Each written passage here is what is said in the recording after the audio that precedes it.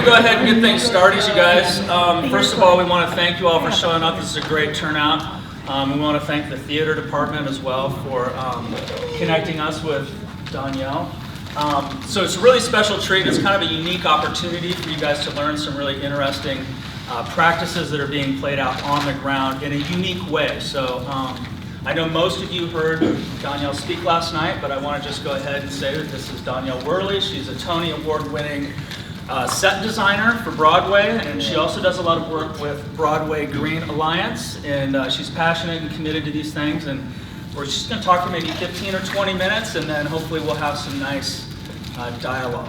So enjoy the presentation, and then we'll have some discussion, and make sure to enjoy food too.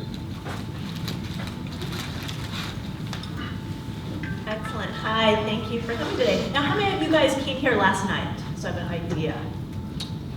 Okay, so some people were not here. So I'm going to talk, I don't want to repeat myself on a lot of the things I talked about last night, but just a little bit so you know who I am and what I do and why I'm standing here talking to you guys. So I am a set designer. I live in Brooklyn. I work on off-Broadway, regional, and on Broadway. And I try to work sustainably. And what does it mean? It means that basically I try to make choices today that are slightly better than the choices that I made yesterday. So what does that mean really? It's I think a lot of times when people think about sustainability and about making green choices, they think it's it's daunting, all the different things, like I don't know this, or I don't think that any kind of something that one person can do can really make a difference. And what greening is about, it's steps. It's sort of very, very small steps towards a better future and a better outcome. So you learn a few things from me today, and then you learn a few things on your own tomorrow, and then even a few more things on a Thursday from somebody else, and then progressively our choices in life start to be better. You start making, then you start becoming a green designer or a green practitioner in your life. It doesn't matter what you're doing or for your job or in your life. I started out by, my father was an ecologist. He was worked in solar energy, and he also worked with recycling playgrounds. He designed playgrounds out of recycled materials. So I really was inspired at a very little age to start thinking about unusual objects as potential raw goods for projects. But fast forwarding many years, I was working on Broadway, and I worked on this show called High Fidelity, and we worked on it for 13 months, and then it ran on Broadway for 13 days, and it ended up in the trash. And so it really was a wake-up call. How could I continue to be involved in an industry that had so much waste and so much sort of disregard for environmentalism and just the idea of it was so easy to trash things. So it was a wake-up call. And I'm going to quickly switch to another PowerPoint presentation.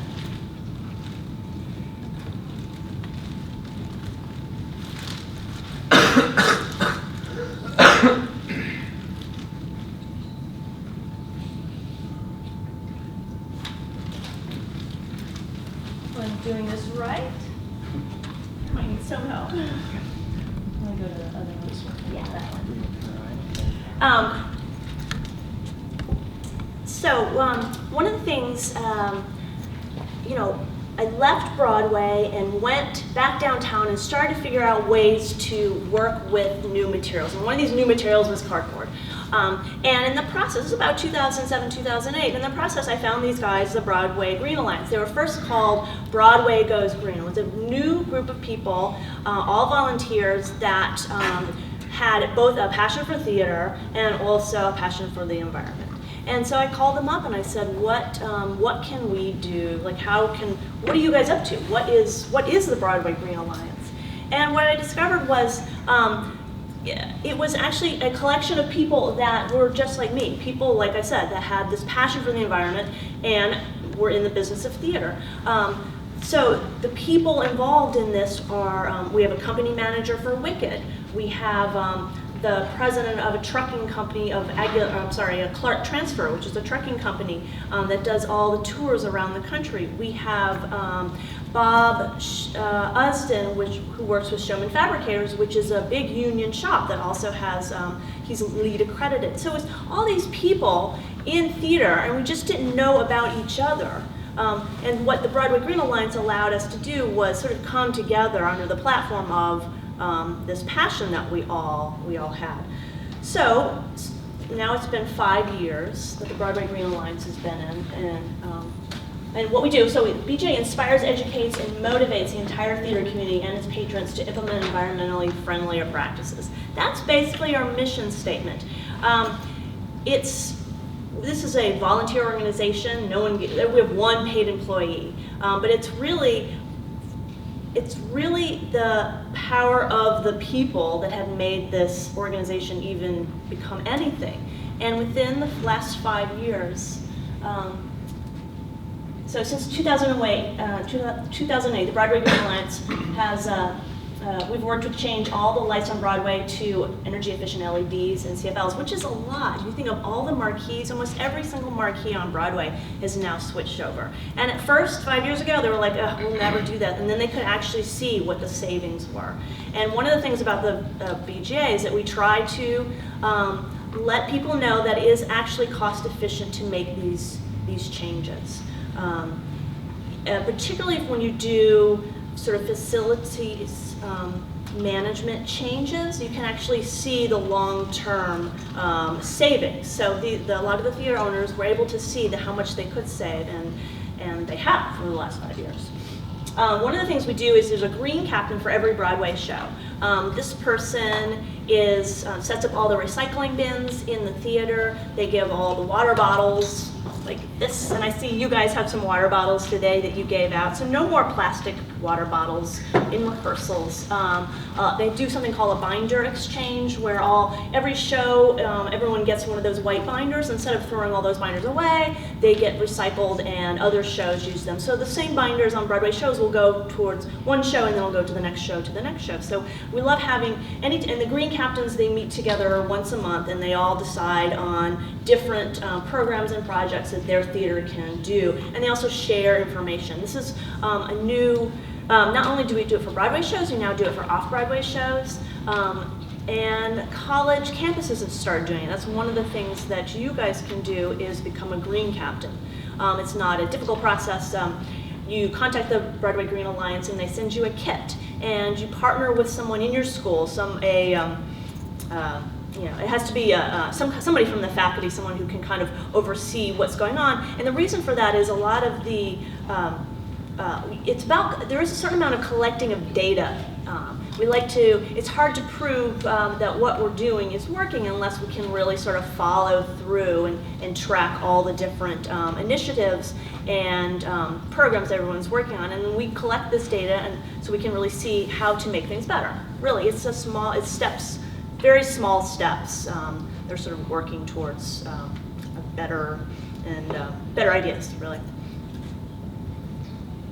One thing about rechargeable batteries, you guys probably know them or use them at home. That was the biggest thing for Broadway, is because they go through so many batteries per day. You think about all the microphones. I think it was something like 6 to 8 per microphone. It was just tons and tons of batteries, one use going into the trash. And so now almost all Broadway shows are using rechargeable batteries. Off-Broadway, not. They're still doing regular old school batteries. And so, and I've also noticed in regional shows, they'll say to us, well, how could you do that? Like rechargeable batteries, they don't really work. And so a lot of it's just dispelling I think there's a lot of mystery, and there's a lot of just lack of information about what does work and what doesn't. So rechargeable batteries definitely work, and they work on Broadway, and that's, you think of 8 shows a week, and people are paying $120 a ticket, so you can't screw up. You can't have a microphone go out, and it actually really does work. We have our touring productions, a greening portion of our touring productions, and also the Tony Awards.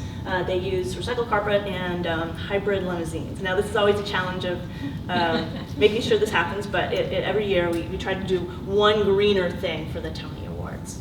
we have a live, somebody who's there with the Tony Awards who kind of talks to our office and to make sure that these new initiatives are starting to happen. Here are the Broadway Green Alliance's committees. So it's education and outreach, membership, pre-production, pre and post-production committee. That's what I'm on. We're very much interested in everything getting into the theater and then everything getting out of the theater. So that's sets, lights, costumes, sounds, and the recycling of those things after the show. There's also production, which has to do with the running of the shows, and touring and venues. Venues is the facilities. The theatrical sustainability movement. So there's a few people. I talked briefly about Malello. These guys are in San Diego. And I wanted to show you, if I can find it in the book here. They have done a, I can show you afterwards. They've done this green toolkit, which looks like this. It's a scorecard. This one's the wood product. And you can see 4 is the best, 3, and then it goes down to 0. So they got I think it was a Think It Big grant from TCG, and they rated every single product that is used in theater, and they've given all this number rating. So it really gives you, as a theater artist, it gives you this toolkit that you can have just basically sitting on your desk. And so when you're going through your drawings, you try to choose the materials that are at the top of that list as opposed to the materials on the bottom of the list. And you can see, well, where you normally fall. If the materials you're choosing are usually rated 0, well, maybe you could change that and try to choose products that are a little bit higher on that list. This is the Center for Sustainable Practice in the Arts. This is a wonderful fellow named Ian Garrett. Now he's in Toronto at York University. He's traveled all over the country, and he's people to talk about sustainability in the arts. And so York University is the first university to really have a program that integrates sustainability and theater. And I believe it's a fine arts degree. It's a master's program that has an emphasis in environmentalism. So it's one of the first in the world, really, that combines these two topics into one degree. And he hosts these various events. So he hosted one event in Cardiff this past year at World Stage Design. It was called People, Planet, Profit. And he hosted another one about 2 weeks ago up in Toronto called Staging Sustainability. And there was probably about, I would say, 50 panelists around the world to talk about the various sustainability efforts that's happening all around the world. In the US, probably it's not so much. We're just starting to think about this. We're just starting to hear about it. But there's actually a lot of people doing really incredible things, wide variety of things. So that was very exciting. So you can follow the Center for Sustainable Practice on the Arts. They have a Twitter page, they have a blog, they have a website. Anything that's going on in the world, generally he's reporting on it. NRDC, these are the guys that sponsored the BGA. We go to them, they check through all of our data. If anything that we're coming up, any ideas that we're coming up with, they always check through. One of the thing about environmentalism, there's always, it's always a check and balance system. You never really know, and so the NRDC really has our back to make sure that a lot of the data that we're saying is accurate, basically. Julie's Bicycle is a wonderful group in the UK that is, it's state-sponsored, which is a really big thing that we don't have here in the US. They are helping to make environmental sustainability intrinsic to business, art, and ethics of music, theater, and creative industries. They have initiatives in dance, theater, live events, music. It's much wider, much bigger umbrella than the Broadway Green Alliance, but we learn a lot from these guys. They've been able to do some things called, they have almost a rating system. I believe it's called the IG tool rating system, so they can really give companies ratings based on the environmental changes that they're making within their company. And that's similar to LEED accreditation, which is something we have in architecture, but there's nothing like that in the US for theater. So it's great to see that these guys are starting to develop those kinds of systems, because that helps everybody sort of know where they are, and it also gives the incentive to make better choices. This is a small group in New York called Pop-Up Repairs. This is just a group of people.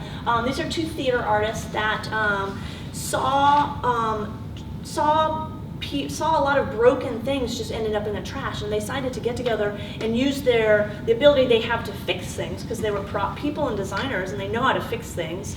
And they opened up this small business in the summertime where people just bring in their stuff to be fixed. So these are these guys. He started up at Green Markets, and now they have this little storefront. And I heard just last week they got 2 grants, and so they're starting these little pop-up shops in, I believe, 3 different cities and a couple places, a couple new places in New York. So it's a great idea. It challenges the sort of toss away, sort of the idea that we're constantly sort of throwing these broken things away. Well, we can actually sort of crazy fix them. What can I do? Here's this great book. I'm so excited about this book. This is, it's specific to theater, but it's a practical guide to greener theater. Introduce sustainability into your productions. I suggest reading this book.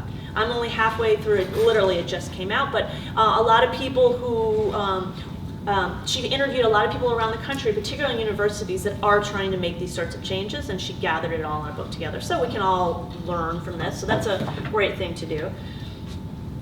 You can start your own. You can have a green captain for your production here, any of the theater productions.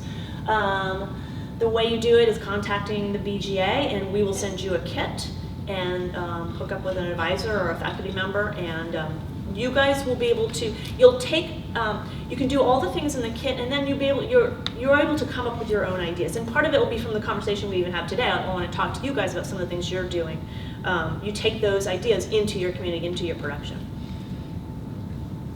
For designers out there, or actually anybody who has a studio, or even in your home, these are some of the things you can do. One is talking to people. Talk to your friends, talk to your colleagues. It's amazing how many people have ideas. They're just a little bit afraid to say them. Sometimes it's not so cool to talk about green things. It's actually becoming, I live in Brooklyn, it's actually super cool to talk about this stuff. But it hasn't been in a long time. It's kind of been like, oh yeah, you're just the green person. Now it's sort of, something's changed. The tide has changed where the green person is actually the cool person. Those ideas are inspiring to a lot of people. You'd be surprised that people actually really want to talk about these kinds of things. You can recycle everything. I'm not sure about your city, how easy it is. It seems like there's a lot of recycling around here. I love the recycling that's downstairs. It makes me really excited. The batteries and small appliances and ink cartridges, that's wonderful. But there's really, when it comes down to it, there's not too many things you can't recycle. You just have to think about it. You have to, I mentioned to the guys yesterday, we measure the trash in our studio. We produce no more than 1 inch of trash per day. So it means if we're producing more than 1 inch of trash, which doesn't happen, so I have to look at the material that is producing that trash and then not use that material, basically. Reusing all your supplies. Like I told the guys yesterday, all the models are built of basically packing materials, stuff like cereal boxes and ink boxes, things that come in from food, cardboard, Amazon boxes, pizza boxes, U-Haul boxes. All that stuff is recyclable. Not printing too much, only printing what's necessary, using things like Dropbox, Pinterest, so you're sharing your info digitally as opposed to printing it out and sharing it that way. Pinterest is really great. I know a lot of costume designers who love this, and you pin all your pictures, and you can easily send it to your director, and they can see what you're interested in. It's a great way to share things, and I'm sure you guys use Dropbox. That's wonderful. Show binders, recycling these binders, so you're not buying a binder for each show. And recycling, if you're making models, recycling all your model pieces. I have a model graveyard. Every single model doesn't get thrown in the trash. We break all the pieces and parts, salvage the brass, salvage the basswood, and then the pieces that are pretty cool get put into the model graveyard, and then they get used for other models. 1/2 inch gets mixed up with 1/4 inch. There's no model that I work on now that doesn't really start from some other model piece from some other show. No one ever knows. It's just, it's the new design can be born out of the old design. So keep that stuff around. Really, there's no reason to throw it away. Think of models, that's pretty small. You can really save that kind of stuff.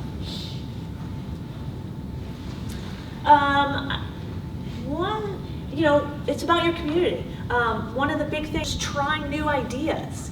And a lot of times you try new ideas, you might fail.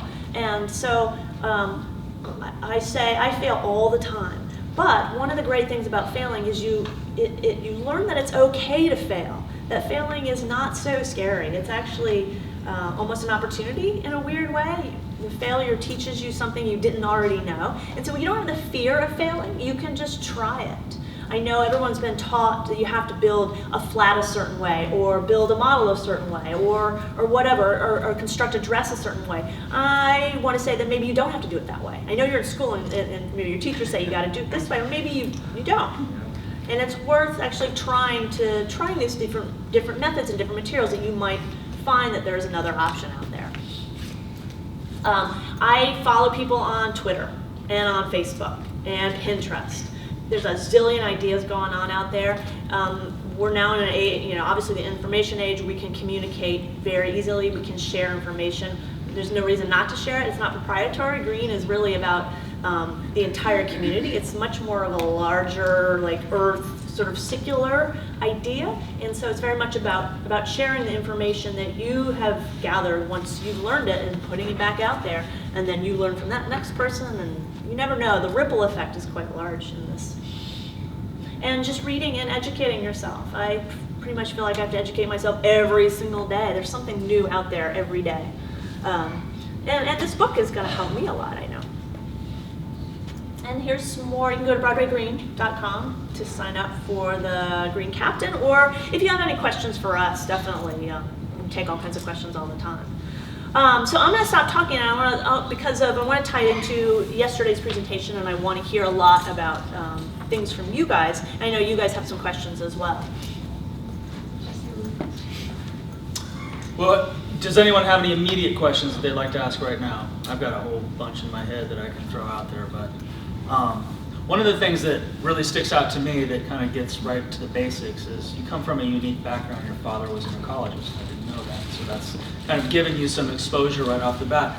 What are some of the things that drove you to get involved in this and to really, push sustainability within your community and your industry too? Right. Okay. Well, my dad, he's not an ecologist, but he was a landscape architect, and he was on the sort of the forefront of solar energy, and also working with recycled materials in playgrounds. That's just really how he got started.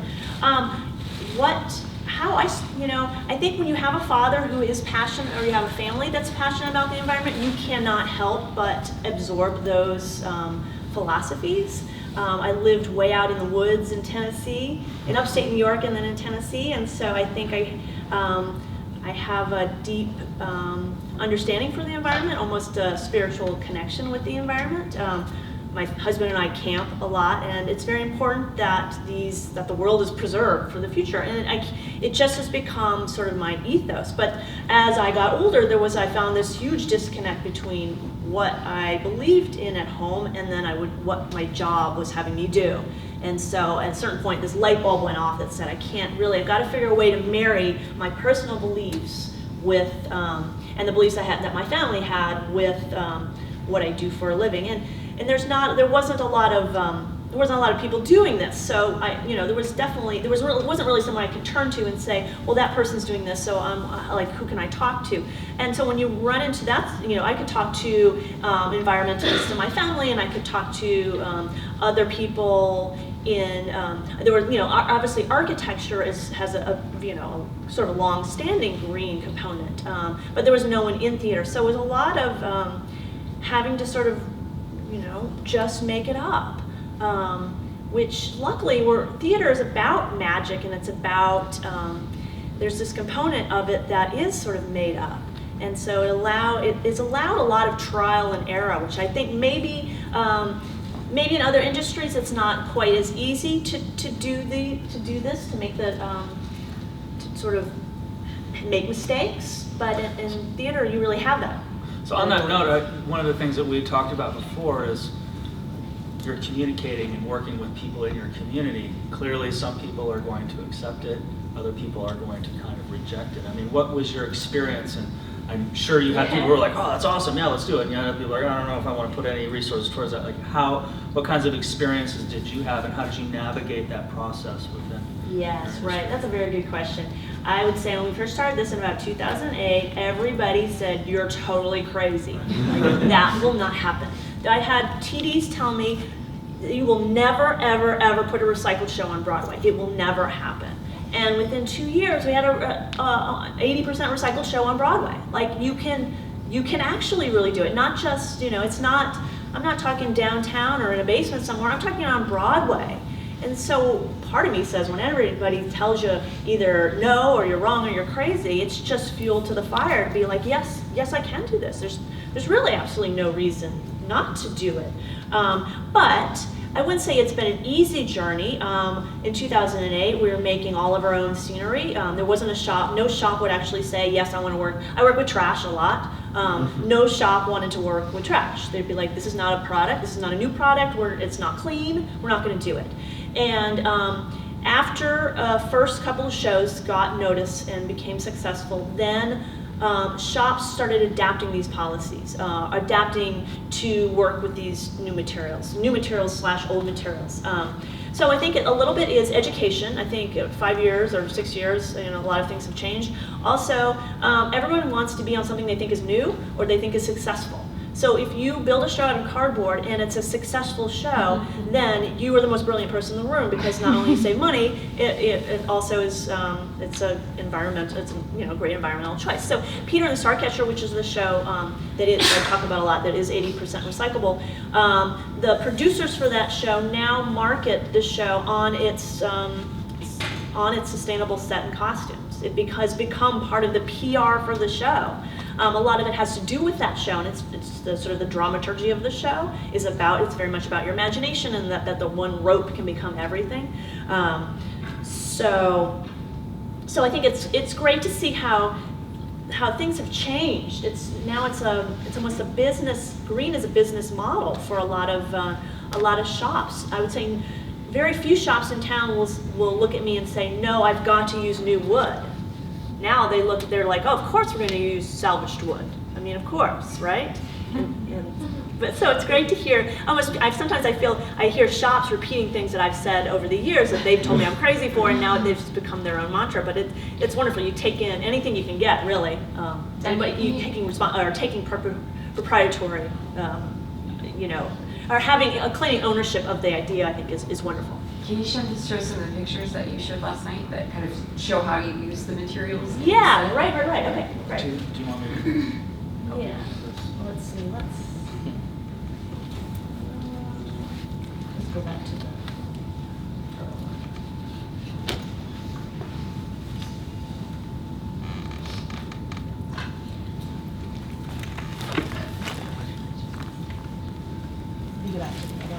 We're going to pull those pictures up. Can I ask a question while you're Yeah. doing that? So I'm hearing a lot of, you're not coming out and saying it, but I'm hearing a lot of sort of the paradigm between prioritizing reuse versus reduce, reuse, recycle. I mean, we've all heard that since we were, 3? So do you want to maybe talk about that a little more clear, how you're kind of taking that paradigm and bringing it into the things that you're doing? So prioritizing, reducing waste, prioritizing, reusing waste, and then recycling. Yeah, right. Yes, so, I'll jump off of that. And so every project that comes across my table, I start designing it with the thought of how can I first I have to design. I'm hired as a set designer, so I've got to design the show. That's first and foremost the priority. Then I think, okay, what are my choices here? How can I either reduce the amount of materials that I have, or can I choose from recycled materials to build it? Or do I need to purchase new materials that are more sustainable for this piece? And it's hard to say how how does that happen? Well, it's just about, I've learned a lot about how to make better choices, so I try, the project itself and the length of the project is going to determine the choices that I make. So I'm starting a project right now, it's called Too Much Sun by Nikki Silver. It's at the Vineyard Theater. So I know the budget for the Vineyard Theater, what that's going to be. I know I want a house because it takes place in Cape Cod. The entire house is covered with shingles. These wood shingles are pretty expensive. I don't want to buy them. I got to figure out a way to reproduce those shingles in a way that's going to be cost effective and it's going to be green. So we're experimenting with making cardboard shingles. It's really simple, like cardboard. If it works, it's a really simple idea for a problem that someone might say we absolutely have to buy wood shingles at Home Depot and paint them because that is what you use on houses. I think when you're looking at a project sustainably, you try to make choices. Well, okay, here we know that this exists. We know that these shingles exist. I can get them from Home Depot, but how many other different ways can I possibly solve this problem? And so if cardboard will work, well, guess what? It's free and totally biodegradable. So that's going to be the perfect choice for the show. Now, if this show is running for 2 years and the cardboard is going to fall apart, then that's not the right show. I mean, not the right decision. So a lot of it is you're just getting in there, you're figuring out the problem, and a lot of times I write down here are the pros, here are the cons, what's going to be the right choice for this show. And so every single show, it's the same.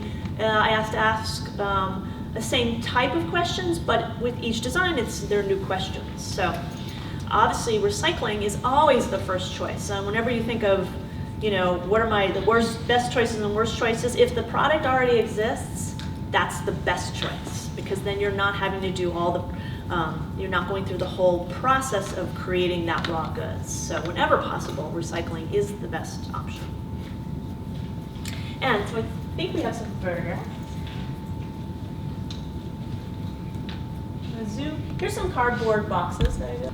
Okay, so I'll go back here. Here's this, this is Peter and the Starcatcher and this proscenium. Here's the drawing for it. These are some of the places that we gathered some of the materials, and then here's the process of building it. So this proscenium was made out of it's a steel structure that's covered with plywood.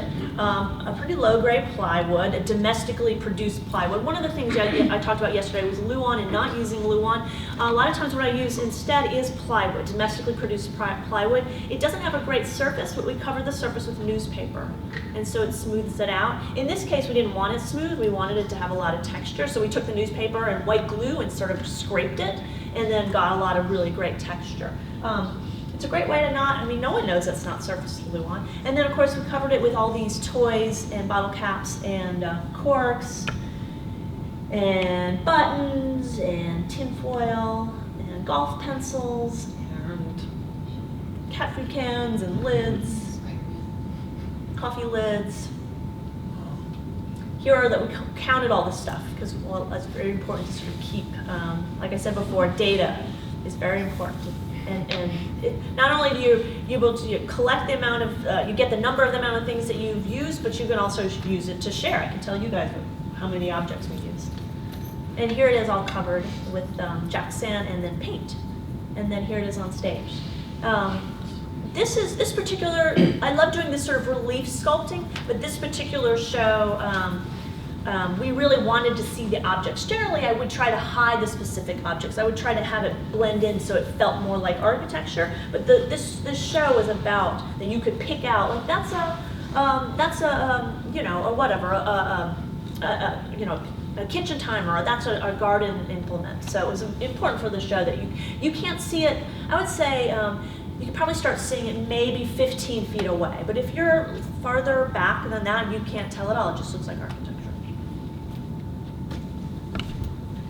So do you guys, I'm curious to hear about any questions you have about this, or yeah? I actually have a question. You're very new in the sense that you're bringing sustainability into a business that doesn't really necessarily think of sustainability. Mm-hmm. I'm currently working on bringing sustainability into Greek life here at the college, and that's sort of the same thing. No one really thinks of sustainability in Greek life. Right. Do you have any suggestions on how to go about that, like the very beginning steps? Yeah, let's see, in Greek life. Well, I mean, recycling bins. One of the things that keeps recycling not, that sort of confuses people about recycling is labeling. A lot of times recycling bins just are not clearly labeled. It's as easy as getting, in our studio, we just have cardboard boxes that are labeled. Batteries, paper, cardboard, plastic bottles, textiles. It's just individually labeled boxes for the recycling. I think when we make it clearer for people, people will do it. Composting, that's one of the things that keeps majority of keeps our trash in the studio. And because I work in the home, there's not a lot of separation between studio life and home life. And Brooklyn, I live in Parksville, Brooklyn, and now the city is starting to compost. We're like a sort of pilot program in composting in our neighborhood, so they give us a little box. And so, but currently what we do is we put all the compost in the freezer and we take it once a week to the farmer's market. And they have all these bins and we just dump it in all the bins. So that's one thing I would start if you're talking about individual houses. Changing all the light bulbs to either LEDs or the CFLs. You can host small events, so sort of workshops or just even round tables where people can discuss their ideas is a big thing. Working with young people. I think, obviously a lot of people it's a school, so there are a lot of young people. I've been amazed at like how many young people the ideas that you guys have is amazing and shocking to me. You have like tons more ideas than most people my age. So I get very excited about the new things that you guys are doing. So a lot of times you don't know what people are thinking about, and so just having discussions. That's what I would start with. Like what parties, you can do recyclable cups. I think just making whatever your choices are, making them clear. It's a little bit about advertising. It's about saying, hey, we're doing this, because people learn by other people.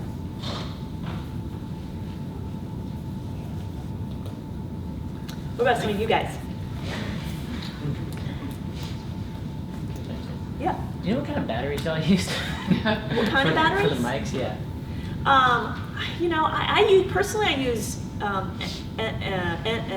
Enelope, ENELOOP, I believe that's, or envelope. I don't know if it matters what type of rechargeable batteries. I would say the best to do is just buy some and experiment. I have great luck with mine. So, generally batteries have to last for the length of the show. The batteries that I use last, it depends on how often I'm running the thing. I have a battery operated candle.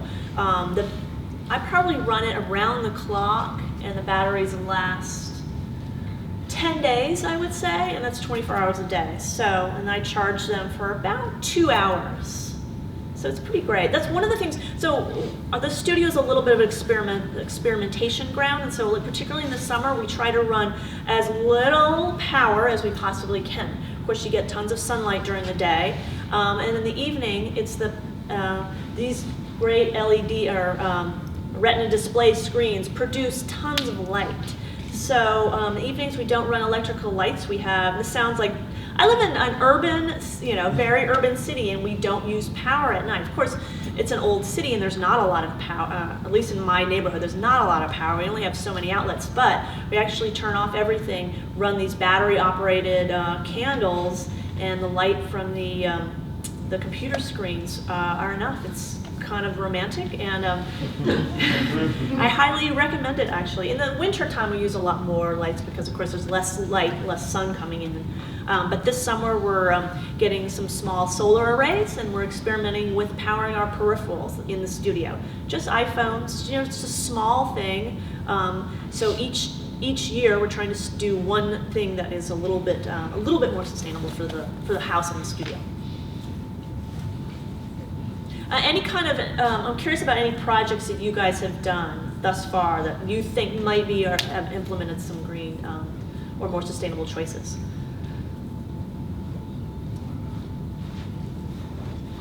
We are happy to work with you if you guys are interested in working on future projects. This is one of this thing I love. You guys have an office of sustainability. You want how much I want an office of sustainability? The thing is, these guys actually, there's all these little things that you can do that you just don't know, that these guys can actually help you tremendously with getting some of these ideas into into your theater projects, into your art projects, into the film projects. It's just this communication. I think one of the things I think environmentalism can seem sort of daunting and scary and like, oh, what can I do? And it's about, no one can be green. It's impossible. But what you can do is it's just about breaking down the barriers to allowing some of these new ideas to come into your field is all it is. It's small steps. So it's really not daunting at all. Anybody can do it, you can do it, you can do it. You just have to actually do it. That's the only thing. You actually have to get out of bed and say, I'm going to make a better choice today. I'm not going to use foam core today. I know I used it yesterday. Well, so what? You used it yesterday. But today, I'm going to use cardboard because I can, and it's free. And it can decompose, it can biodegrade in 2 weeks as opposed to 100 years for my foam core. So I built my models out of foam core 2 years ago, but I don't anymore. And that's the point, is that you're making a better choice today. Yeah. Okay, so as a theater major and studio art minor, I have an immense amount of art supplies. Yeah. So like, I guess when kind of something like your paintbrush is too old, you can't use it anymore. Your tube of paint's empty, just anything like that. Like, how do you go about getting, or I guess, I don't know, maybe not getting rid of it, but what do you do with all of your old art supplies? Like, I guess recycle them, put them away to use for something else? How do you go about that? Well, it depends on what it is. If you have an old paintbrush, can't really recycle an old paintbrush, right. But what you can do is you can turn it into things. I keep that kind of stuff around because it can be used for models. Any kind of small thing is a great potential for model. I can cut off the bristles, I can use it for something, I can use the stick for something, I can use take that handle and cut it in half. A lot of the ideas when I talk about upcycling is really taking a thing, anything, it could be a plastic bottle, it could be an old paintbrush, and figuring out a way, particularly for a fine artist, well, what can I do with this thing that can somehow elevate it, so it can be used for something else. So you could use it as part of your paintings, you could use it as part of your sculptures, you can donate it. We have something called Materials for the Arts. You guys might have a similar organization that collects just random stuff that then they pass out to school groups or not-for-profits or theater groups. You never know. What you consider trash, someone else might really consider something really cool. I live in Brooklyn where you can put things out. We call it putting out on the stoop. Tons of people put things out on the stoop. Bags and bags of stuff that you think, this is trash. It's not really. I go around, every time I start a project, we go around the neighborhood and just go through other people's stuff that they put out, because everybody kind of does this, and you can, that's the stuff that makes new sets. So, you do have to make some choices. Well, is that old paint container is probably, it depends on, it might be, the plastic might be recyclable. The best thing to do is cut it in half and to get all the paint out of it completely. And if it's like an acrylic tube, you can actually recycle that as long as there's no more paint in it. Same thing with shampoo containers, or toothpaste. Just cut them and get all the last of the bits out, and then recycle. And one thing, we were hoping, Charlie and I were hoping that this sort of serves as a springboard for anybody in the theater arts or studio arts, for us to sit down and have talks like this and say, okay, Charleston recycles X, Y, and Z. Here are the requirements for making, for things to be donated to the recycling center. What can we do? What programs can we establish? How can we get the student body knowledgeable about things that we can do here at the College of Charleston? So, this hopefully will serve as the initiative for us to have these conversations, and I'm the person to talk to about that. So. It's great that you're in a university environment where you can have that direct communication with the whole other department that knows this kind of stuff kind of like the back of their hand. I was just thinking about, there's a production in the UK, I think it's going on right now, I think it's called Cheese, where all the power is being produced, all the light, the power to power the light is being produced by the actors on stage. So they're running bicycles that are hooked up to batteries that is then producing enough power to generate lights for the stage. I think it's Cheese, or it might be another production. There's about, the UK, this is caught on kind of big. I believe there's about 5 sustainably produced productions on stage right now. The Guardian just ran an article about them not that long ago, and they're not only are they're fascinating to watch, they're actually successful like hits. I work with this one woman called named Tanya Beer, and she does this show out of string. It's called Strung, and it is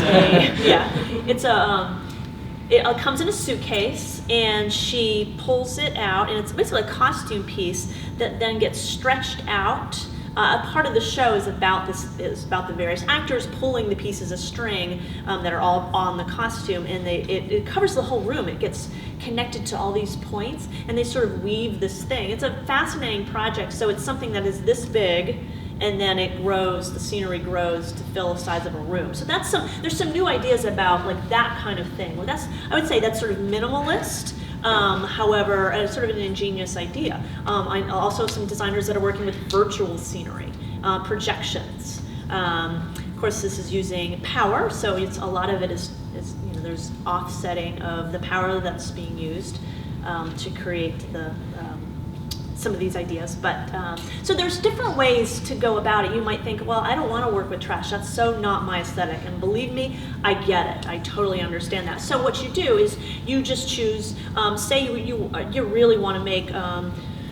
You want to make sets out of plexiglass because you love plexiglass. So I would say you use plexiglass, or you find a material that maybe isn't plexiglass, but maybe there's a sustainable plastic alternative that you can use. So it's about doing some research, and maybe these guys can help you, point you in the right direction of like where you can find that material that you're interested in.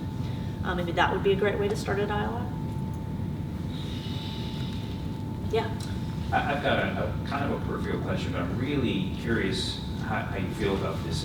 One of the elements of sustainability should be self-sustaining in some ways, and I think that the theater and arts are fantastic in this way because there's always an applied portion of the learning process, and in a lot of ways the rest of the liberal arts curriculum lacks this application portion of it, and this is something that obviously synergizes with sustainability, because there's an application to pretty much everything we do. Yeah. And I was reading an article yesterday where there's a couple of liberal arts institutions that are kind of incorporating programming around what they're calling the manual arts, so woodworking and some of these things. And then when you were talking about upcycling, I just thought, wow, why don't we have a course kind of on the application of upcycling, and creating that into art or these kinds of things, because these are integrative skills that the vast majority of our students just don't have. I mean, how many students here have actually picked up a hammer and used one? I mean, or can change a flat tire. I mean, basic things.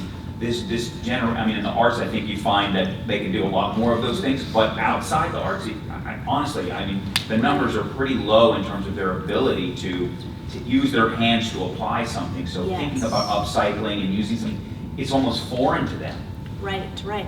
Well, the maker movement, I talked a little bit about that yesterday. I think it's a movement in this country and also in Europe that is getting back to making things with our hands. That's the primary focus of the maker movement, is how, with the advent, with the progress of technology is amazing, and it's sort of, but what we've lost is this ability to make things, to just sit down and make them.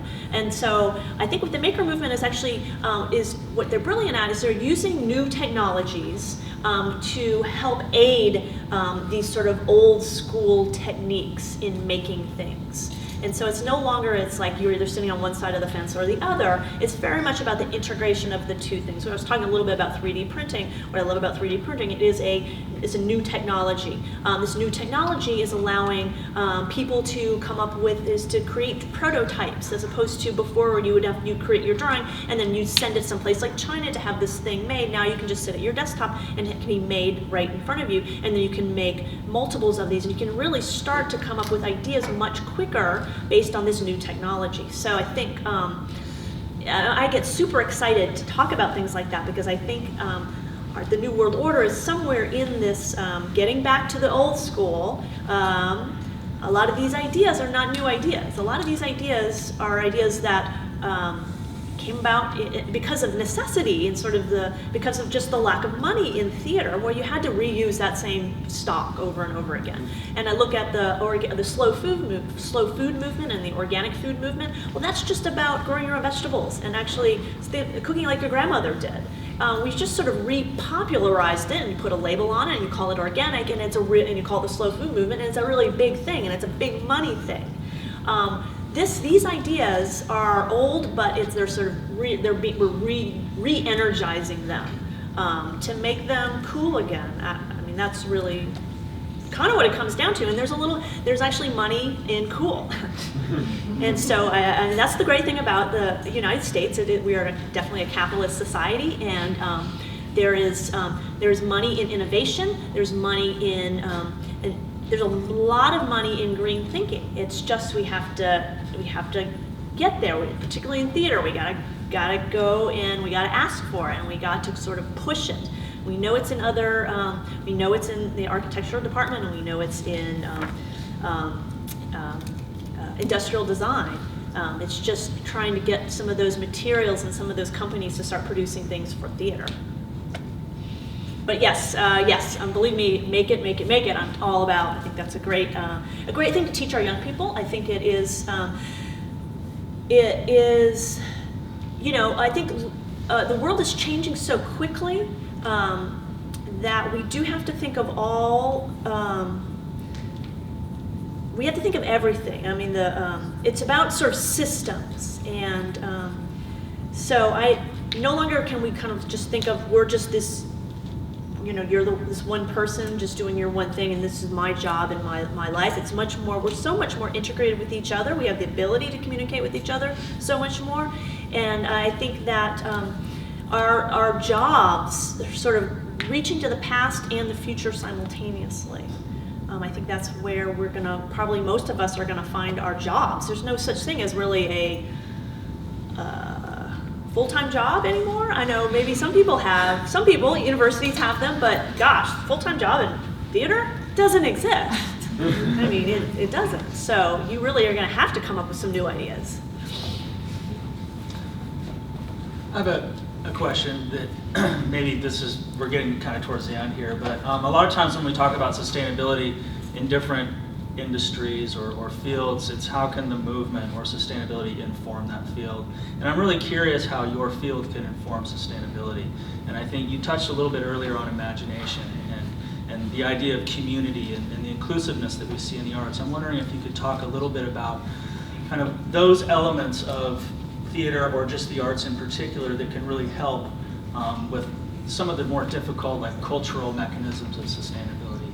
If you've had any experience or given any thought to that. Well, I mean, gosh, the one thing I know about theater is it brings people together. I mean, people come to the theater, so it's similar to like large sporting events or film. I mean, a lot of people see that. So part of the thing with the Broadway Green Alliance is that we know we have a built-in audience. I mean, we have all these like thousands, if not millions of people coming to Broadway. And so they're really waiting there for us to teach them. And so it was very easy to kind of show them this because they're already coming to see a show. It sort of was the perfect opportunity to talk about environmentalism at a Broadway show without actually saying, hey, we're not ever hitting anybody over the head with saying, oh, we're environmentalists. It hasn't proven to be very successful. It actually is, it's much more about integrating it into awakening people. I mean, theater is about magic and it's about imagination, and so people are already opening themselves up to something that is not normal, I think, in their everyday lives. And so the arts has this ability to reach people beyond the day-to-day. It's a little bit, it gets a little bit into your head and into your soul. And so because people who are involved in the theater have that special ability, it's sort of realizing and tapping into it and then taking advantage of it. I mean, if you have the ability to communicate some ideas about environmentalism, well, yeah, I'm going to take every opportunity that I can to do that. And we have this great platform of the stage where we can do it. So I don't know if that answers it, but maybe. Yeah, I mean, however you wanted to address it is fine. you've had some very unique experiences, so it's great to be able to have you come and share them with us. It is 1:30, so does anyone else have any other questions? Well, why don't we all thank Donyale?